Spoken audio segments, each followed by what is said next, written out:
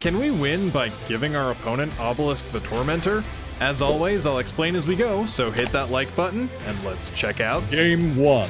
Our opponent starts by bringing out Coin Goddess to search for an Arcana Force monster before summoning it and linking up to Verte Anaconda, which is honestly a pretty interesting way to go for a link too. And then they send Red Eye's Fusion to turbo out Red Eye's Dark Dragoon. This is a pretty solid boss monster since it can't be targeted or destroyed, has an Omni Negate, and can permanently gain attack points. But now it's our turn, so let's start with Foolish Burial, which gets their Ash Blossom. Alright, let's try again with Dragon Shrine, and they take the bait. In response, we'll use Droplet to send a couple cards to grave, and they already used Ash, so we might as well just use this Wings of Light to search for Lightworm. Now negate their monsters with Droplet and finally send Darkworm from deck to the graveyard. If we don't have any monsters on board, Darkworm can summon himself from the graveyard while also searching a Supreme King Gate card. So use his ability to grab Gate Magician, destroy itself, and then set Supreme King Gate 0 to our Pendulum Zone. Now we can normal summon Fire Dancer, search and summon Ball Balancer, and use his effect to put Plush Fire into our extra deck. With some of our setup complete, we can link up to Beyond the Pendulum. This card is so insane for Pendulum decks. When summoned, we can search for any Pendulum monster, and if we summon 2 monsters with different levels to its link zones, we can destroy 2 cards on the field. So search for Harmonizing Magician before setting our second scale and Pendulum summoning 3 monsters to start a huge chain of effects. Gate Magician will search a spell, our link monster can pop 2 cards, and Harmonizing Magician will summon Double Iris from our deck. And since we destroyed Plush Fire, it will also trigger to summon Performage Damage Juggler from our deck as well. He's already dead! Now we can synchro for Ignis or Prominence. Apart from just looking super cool, I kind of have a soft spot for long-haired red sword wielders. By destroying a card we control, he can shuffle away one of our opponent's cards, and he can also summon another Draco Slayer monster from our deck. In this case, Majesty Pegasus, who lets us add any field spell from our deck to hand. And the only field spell we really need is Mound of the Bound Creator. This card has a couple of effects that support the Egyptian gods, but more importantly, when it's destroyed, you can add one of the gods from your deck to your hand. Now you might think that we can use something like Ignister or Electromite to blow it up to search for Obelisk while removing the opponent's monster, but unfortunately that doesn't work because of one of Yu-Gi-Oh's most infamous rules, missing the timing. Quick rules lesson in under 60 seconds. Ready? Go! There are 2 kinds of triggered effects, if effects and when effects. As long as their condition is met, if effects do not care what order things happened in. They'll activate pretty much no matter what. But when effects require their condition to be the very last thing that happened. Otherwise, they won't see their condition as being met. In this case, using Electromite to destroy the field spell and then adding back a card will cause Mound of the Bound Creator to miss the timing, because the last thing that happened was adding a card back to hand, not itself getting destroyed. If Electromite's effect was flipped around, add back the card, then destroy the field spell, it would actually work just fine. Yes, this rule is dumb, and this was probably more than 60 seconds. But since we have a few level 4s lying around, let's overlay 2 of them to summon Tornado Dragon and then use its ability to blow up our own field spell and finally search for Obelisk the Tormentor. But how are we going to give this to our opponent, let alone turn that into a win? Well, now that Damage Juggler's in the graveyard, we can banish him to search for Performage Winddrainer. If we control a Performage monster, we can summon it for free, and when it's summoned, it can make all of our Performage monsters into level 5. So summon it and increase Ball Balancer's level to 5 to exceed summon Performage Trapeze High Magician. I used this guy in the Lightsworn Final Fusion video a couple months back, and I couldn't resist building another deck around him. While he's on board, any damage we might inflict to ourselves will get reflected back at our opponent instead. But how does Obelisk factor into this? Well, let's use our 2 spellcasters to link into Summon Sorceress. When she comes down, you can summon a monster from your hand to your opponent's field while having the option of summoning a monster with that same type from your deck. Normally, you would have used this ability by extending our broken Yu-Gi-Oh combos and spamming the board even more. But we won't be doing that second part since we're only using her to give our opponent Obelisk. So here you go. I bet you weren't expecting us to give you an Egyptian God card opponent. Now we can use 3 of our monsters to link up to Promethean Princess, and you probably don't remember this after such a long and quite frankly ridiculous combo, but way at the beginning of this turn, we sent a card to the graveyard to activate Forbidden Droplet, and I think it's about time we use that card to finish this duel. So let's use Promethean Princess to revive Aiza, the Dragoness of Deranged Devotion. I'm really not sure how this lolly qualifies as a dragon, but I guess Yu-Gi-Oh! Is taking their cues from Fire Emblem on this one. I'm just a little baby girl.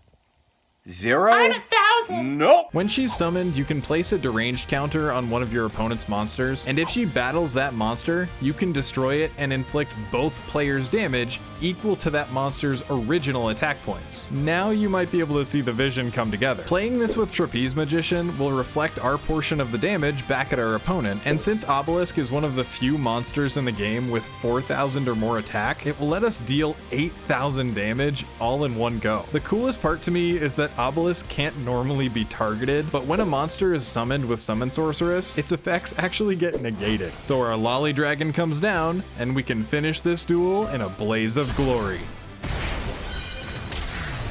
Funny enough, we actually beat another Dragoon deck as well by ignoring our opponent and giving them Obelisk for the win. But the next one didn't go quite as smoothly, so let's check out Game 2. On the draw again, and our opponent brings out Diabel, searches a spell, and then uses Witchcrafter to link into Artemis. Well, it looks like we're up against Magistus in this game because they summon a Magistus monster and search for a couple more before eventually synchro summoning for Omni Negate Dragon, setting another card, and passing turn. This is going to be a lot of interaction to play through, isn't it? We draw Astrograph Sorcerer, and let's start the process of baiting out their negation with Dragon Ravine. And they use Betrayal Silvera to permanently negate our field spell before reviving Diabel again and searching another card. But just because our Ravine is negated doesn't mean we can't activate it just to discard a card. So let's pitch our Darkworm to grave and bait out Borreload's negation by trying to bring it back.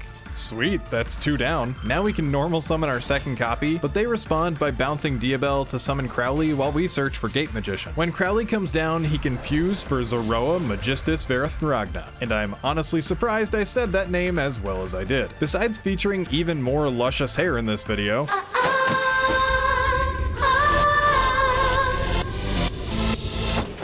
this guy can send himself to grave to negate a monster effect while destroying any card on board. Well, destroy Gate Magician to set Gate 0 and trigger Astrograph Sorcerer to summon itself, and Dash Blossom. Of course. What is that, 4 pieces of interaction so far? Yeah, you got it, opponent. I guess no Obelisk donation in this game. Let's set the scale and Pendulum Shokan to fill our field. Gate Magician can search a card, but they use Zoroa to negate it and remove our Sorcerer. But if that's all they have, we might actually win this game. Synchro for Ignis or Prominence and destroy Double Iris while shuffling away their face down just to be safe. We can grab Star Pendulum Graph and use our Synchro's second effect to summon Luster and link up to Electromite, who can then place Plushfire into our extra deck. Search another copy of Gate Magician and pop Ravine to return Astrograph before they surrender. Nice, that was actually a pretty sweet game. And now you can see that while the primary strategy of the deck is completely absurd, having busted Pendulum shenanigans to fall back on can help quite a bit. And if you look at the deck list, you might be wondering why our going second deck isn't playing something like Nibiru. I mean, it kind of seems like a slam dunk. Well, that's because when I was playing Nibiru, everyone just surrendered, which is great for winning games, but absolutely terrible for getting sweet Egyptian god donation footage. On top of that, finding opponents who are actually willing to sit through a full Pendulum combo is enough of a struggle, so I pulled Nibiru to save time. But we did still manage a bunch of great Obelisk plays, so cue the montage. There's no montage this time. Wait, what? Why not? There's no room in the budget. Some genius decided to blow it all on 4 montages in the last episode. Oh. Well, that's awkward. Bonus game. It looks like we're up against Blue Eyes in this one, and while giving Kaiba an Egyptian god card might not have worked for a Shizu, I think I can make it work this time. They link up to Spirit and use Mausoleum to summon Maiden, bring out a couple Blue Eyes, and eventually synchro for Ultimate Spirit Dragon before ending their turn. Our move, and we top deck a Fire Dancer. Honestly, not a bad pull. Well, since they have True Light on board, let's get started by using Feather Duster to force out their negation. Next, normal summon Fire Dancer, and they chain True Light to revive a Blue Eyes, while we grab Ball Balancer. And after that resolves, they can bring back Maiden and place her in just the worst possible spot. In order to execute our silly strat, He said it! He said it! We need Summon Sorceress to place Obelisk in one of these two zones, which are currently being occupied by our opponent's monsters. So we'll need to clear the way somehow first. Anyway, let's summon Ball Balancer and place Plush Fire in our extra deck before going beyond the pendulum to search for Harmonizing Magician. We awkwardly have to use Astrograph as our low scale here, but we can pendulum summon to spam the field before synchro summoning for our legendary Reploid Dragon. Ignister will target our Plush Fire, and the opponent uses a trap to protect their Spirit Dragon, but we can still open that left zone by shuffling away Maiden while also triggering Plush Fire to bring out Damage Juggler. Now we can link into Electromite, who can reset Astrograph and draw another card. The value in this deck is honestly insane. Use Ignister's second effect to summon Pegasus, who can grab Ravine, but we already have Mound of the Bound Creator, so play it and overlay for Tornado Dragon, pop the field spell, and search for the legendary Blue God card. Next, we can link up to Exceed the Pendulum. When summoned, she can add a face-up pendulum monster from our extra deck back to her hand, and she can also summon a monster from hand or grave with a level in between our two pendulum scales. So let's revive the Plush Fire we just discarded and banish Damage Juggler to search for Wind Drainer, summon it, and Exceeds for Trapeze High Magician. We did have to take a weird combo route this game, so let's link into Alistair, the Invoker of Madness. This might seem weird, but Summon Sorceress's link materials have to share the same monster type, and playing Alistair or Protector Whelp can actually give us an out if we accidentally combo ourselves into a corner, because it can be pretty easy to get lost in the sauce while playing this deck. So bring out Summon Sorc and finally give Kaiba that card he's been wanting so badly. We're almost there now. Let's use Dragon Shrine to bury Aiza, link into Promethean Princess, revive our Manakete, and place that counter on a negated Obelisk before going to battle, and finally winning the game.